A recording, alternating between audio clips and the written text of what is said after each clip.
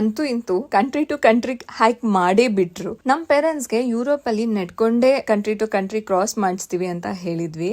ಹೋಗ್ರೋ, ಅದ್ ಏನ್ ಮಾತಾಡ್ತಿರೋ ನಿಮ್ಗೆ ಅರ್ಥ ಆಗ್ಬೇಕು ಅಂತ ಹೇಳ್ತಿದ್ರು. ಸೊ ನಾವ್ ಅವ್ರನ್ನ Germany to Austria, Austria to Germany hike ಮಾಡ್ಸೋಣ ಅಂತ ಕರ್ಕೊಂಡ್ ಹೋದ್ವಿ.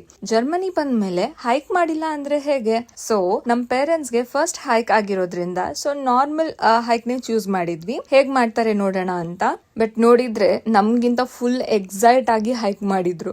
ನಾವು ಪ್ಲಾನ್ ಮಾಡಿದ್ದು ಮಿಟನ್ ವಾಲ್ಡ್ ಅಲ್ಲಿರೋ Geisterklamm hiking. So Germany and Austria ಎರಡ್ ಕಡೆಯಿಂದನೂ ಈ ಜಾಗಕ್ಕೆ ವಿಸಿಟ್ ಮಾಡಬಹುದು. ಮ್ಯೂನಿಕ್ ಇಂದ ಗಾರ್ಮಿಶ್ಗೆ ಟ್ರೈನ್ ಅಲ್ಲಿ, ಮತ್ತೆ ಅಲ್ಲಿಂದ ಬಸ್ ತಗೊಂಡು ಮಿಟನ್ ವಾಲ್ಡ್ ರೀಚ್ ಆಗಿ ಹೈಕ್ ಸ್ಟಾರ್ಟ್ ಮಾಡಿದ್ವಿ. ಕ್ಲಾಮ್ಗೆ ಎಂಟ್ರಿ €5 ಇತ್ತು. ಹೊರಗಡೆ ತುಂಬಾ ಬಿಸಿಲಿತ್ತು. ಕ್ಲಾಮ್ ಒಳಗ್ ಹೋಗಿದ ತಕ್ಷಣ ಒಂದ್ 20 AC ಆನ್ ಆದಂಗಿತ್ತು. ಆಯ್ತಾ, ಸಖತ್ ಚೆನ್ನಾಗಿತ್ತು. ಅಂಡ್ ಪೇರೆಂಟ್ಸ್ ಕೂಡ ತುಂಬಾ ಎಂಜಾಯ್ ಮಾಡಿದ್ರು. ಅಲ್ಲಿಂದ ನೆಕ್ಸ್ಟ್ ರಿಯಲ್ ಹೈಕ್ ಸ್ಟಾರ್ಟ್ ಮಾಡಿದ್ವಿ ಟುವರ್ಡ್ಸ್ ಪ್ಯಾನೋರಾಮಾ ಬ್ರೂಕೆ.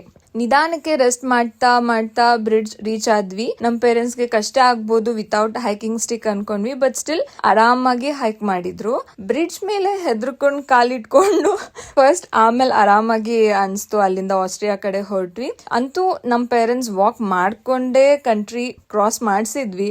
ವಾಪಸ್ ಅಲ್ಲಿಂದ ಬೇರೆ ರೂಟ್ ತಗೊಂಡು ಸೇಮ್ ಎಂಟ್ರಿ ಸ್ಪಾಟ್ಗೆ ಬಂದ್ವಿ. ಬರ್ತಾ ತುಂಬಾ ಡೌನ್ ಇತ್ತು. ಬಟ್ ಸ್ಟಿಲ್ ಫಸ್ಟ್ ಹೈಕ್ ತರ ಏನು ಅನ್ಸ್ಲಿಲ್ಲ ಅವರಿಗೆ. ಹತ್ಬೇಕಾದ್ರೆ ಪುಸೋ ಅನ್ಕೊಂಡ್ ಹತ್ತಿದ್ರು. ಹೈಕ್ ಟೋಟಲ್ 7 ಕಿಲೋಮೀಟರ್ ಮುಗಿದ್ಮೇಲೆ ನಾವು ಗೊತ್ತಲ್ಲ ಇನ್ನ ಸ್ಟ್ರಾಂಗ್ ಅಂತ ಬಿಲ್ಡಪ್ ತಗೊಂಡು ಮನೆಗ್ ಬಂದ್ರು.